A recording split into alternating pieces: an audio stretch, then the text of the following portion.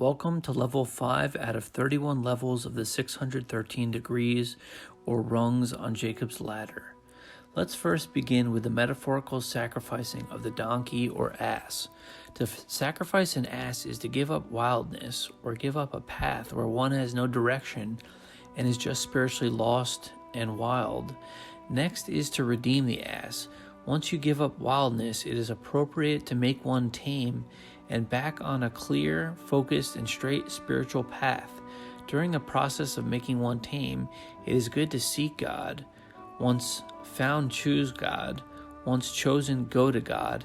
And once gone to God, allow and permit God to work on one, evolving spiritually. When God is permitted to work on a person, they begin to grow their virtue and good deeds. This growth is called spiritual profit. When a person makes more good deeds than negative ones, it is when a person puts out more positivity than negativity. This is how one accumulates spiritual wealth. Referencing the spiritual ledger, it is as if we are now in the positive and are no longer in debt spiritually. Next is to practice carefulness. Be cautious and alert. Carefulness is a virtue, and it blocks the sin of carelessness and negligence.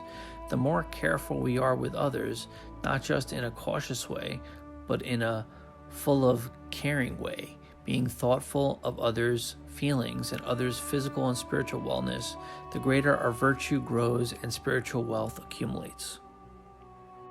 Next is to avoid fulfilling the desires of the 6 unclean vessels of predation.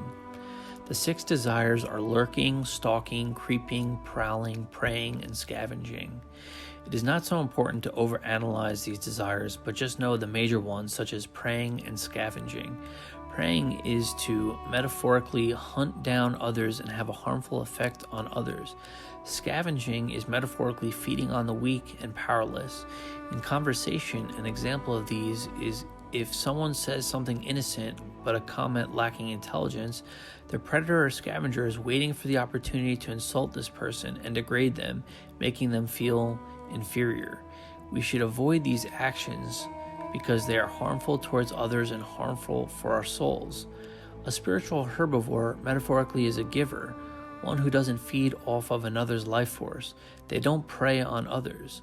A spiritual carnivore is a taker, one who feeds off of another's life force. They prey on others, creeping and prowling, waiting for the chance to insult and degrade. If one descends to a lowly spiritual level in life and happens to fulfill these 6 desires of predation, it is appropriate to break the 6 unclean vessels or desires of predation and to destroy the 6 desires. To bathe and wash are 2 rungs on Jacob's ladder that deals with cleanliness. To bathe is to immerse in water, and to wash is to wash away or rid filth on the body. Bathing and washing is metaphorical for immersing and washing away an unwanted characteristic or quality. To immerse is to initiate the washing process. Identifying the characteristic and then washing is to rid the filth and stench of the unwanted characteristic. It is also important to await purification of the unwanted characteristic. It could be a desire, thought, emotion, action, or restraint that one wants to rid. A habit, in general, takes some time to remove its programming.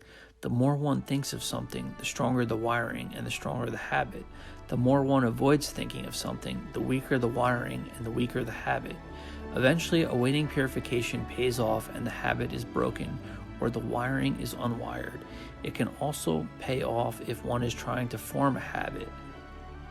This takes time as well, and eventually the waiting pays off and the habit is formed or the wiring is wired strongly.